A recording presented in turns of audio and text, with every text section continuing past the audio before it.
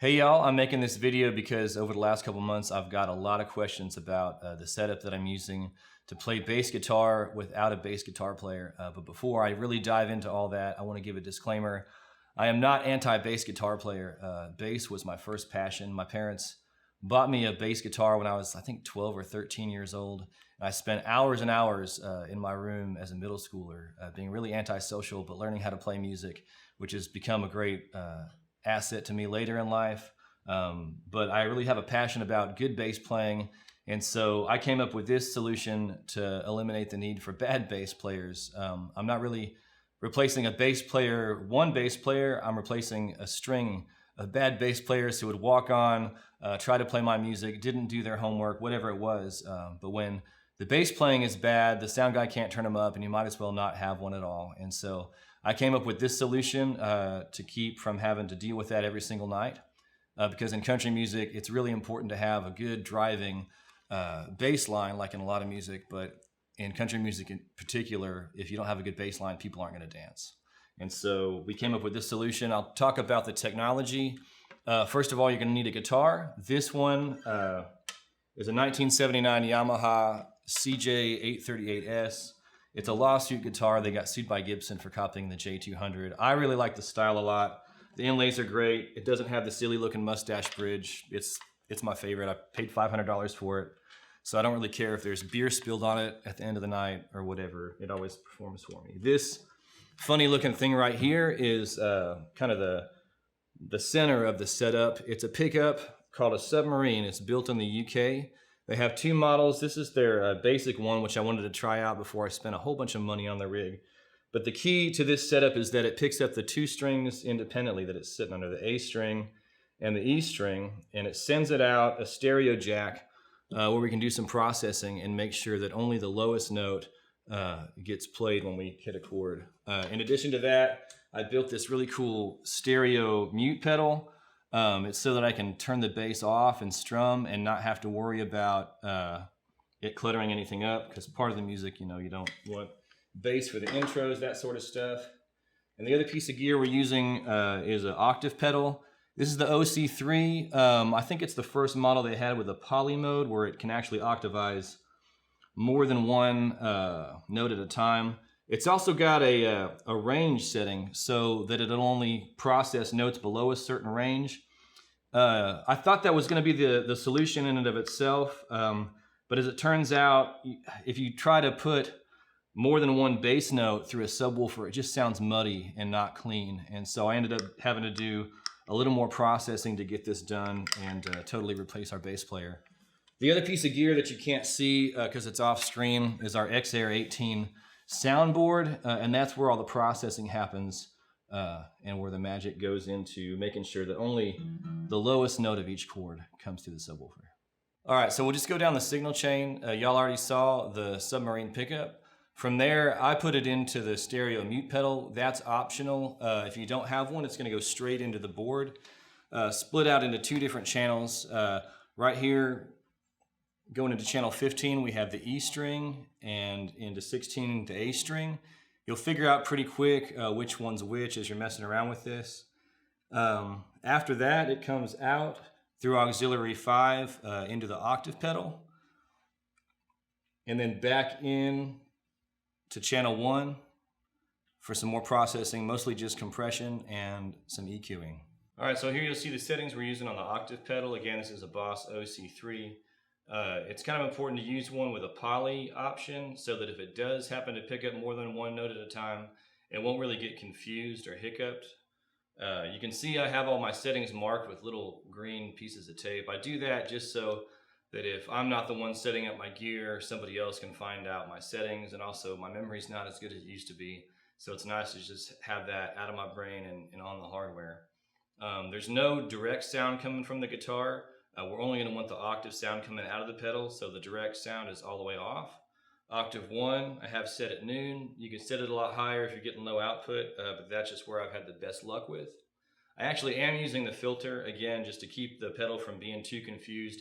If you send it too much information, it increases the lag time. I guess I've experienced, I perceived it anyway. I don't know if it's true or not, but just to keep it less muddy, less notes going through the processing. I have the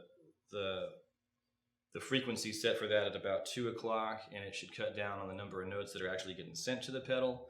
And then again, on the far right, it's set to poly to make sure it'll handle more than one note at a time if anything gets through the gates. All right, so like I said, we have the E string and the A string going into separate channels. I labeled this one bass E, channel 15, and bass A, channel 16. And like I said, you'll figure out pretty soon, pretty quick, which one's which. When I hit the E string, you'll see channel 15 obviously has a louder signal than 16, and same for the A. And that's how you kind of separate them. I said there's some processing that goes on, and I'll show you exactly what it is. Most of the processing happens on the A string. We do a gate. On this board, sorry, I hit the wrong one. The gate has several options. We're going to set it to ducker, and that means whenever there's a signal on another string, like the E string, it's going to duck out anything that comes in on the A string. So you'll select ducker. You'll have to mess around with the threshold yourself to see where you need it, but the other part is you're going to set the key so that it ducks based on channel 15. And right here, you just select channel 15. You set any frequency range you want. It's just kind of a generic 1K for me. And again, what that does is anytime there's any note coming on the E string, you can see right now the gain reduction goes all the way down and turns off the A string. So when I strum a big old G chord, it turns off the A string, and it doesn't go through the processing that comes through. When I hit a C chord, it mutes for half a second, but the C goes through, right?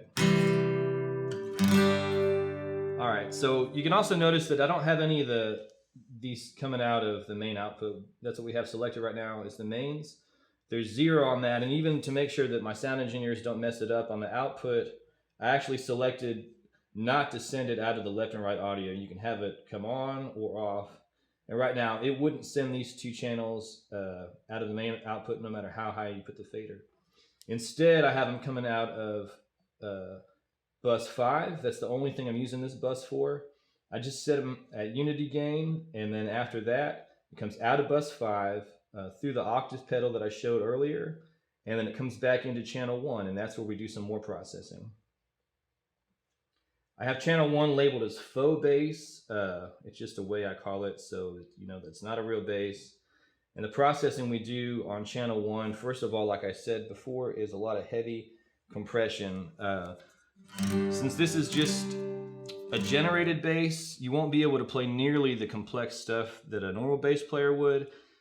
The reason that we use this is just to resonate the room at the right frequency with the subwoofer, and so we just squash the heck out of the signal. So you're gonna play, and you can even bring the threshold down further than that, but it just keeps everything nice and even. I think Sergio messed with these, but I would actually usually put it further down here. Sergio's my trusted sound man, and I would just squash the heck out of it if I were you. The other thing to keep in mind is that there's a little bit of an artifact. You can tell this is a generated note off of an octave generator, and to eliminate most of that, I've dropped off all the frequencies above 100K and a little bit right above that, just to make sure that the string response is even. If you don't do that, you'll kind of get this flurby flub sound whenever you hit a big chord. And besides that, all you want this for is the subwoofers. You're not trying to make a big old bass line happen. You just want one note for your chords, and if you walk it, you want it to sound right. So that's how I got the best sound.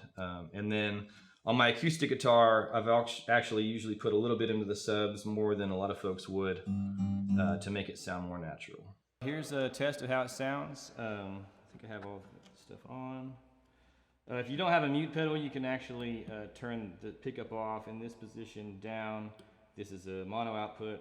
I use it in stereo all the time, but here we go.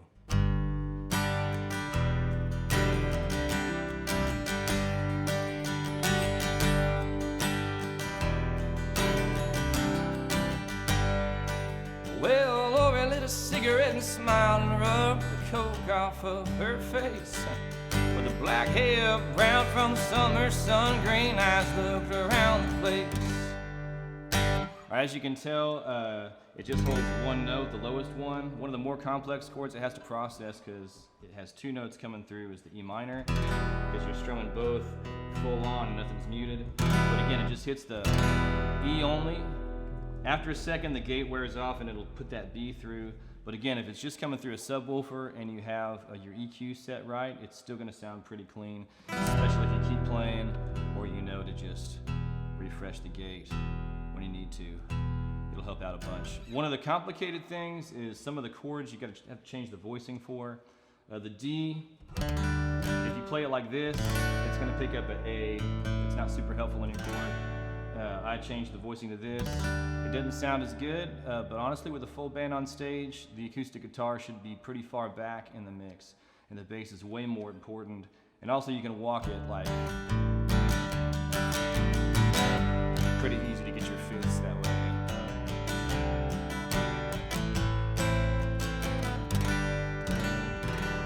That's pretty basic. That's what I got for you. All right, thanks again for watching. To get the best results for the audio demo, maybe try it with a subwoofer. You'll really hear that bass guitar sing for you. And again, it makes all the difference in the world to have the room vibrating at the right frequency at the right time in a live music scenario. If you have any comments or questions, leave them below. All the bass players of the world, please don't send me any hate mail. Besides, if you're a good bass player anyway, you're in high demand, the world loves you. Y'all stick around and maybe watch some of the videos I have posted of the band playing. Cheers, y'all.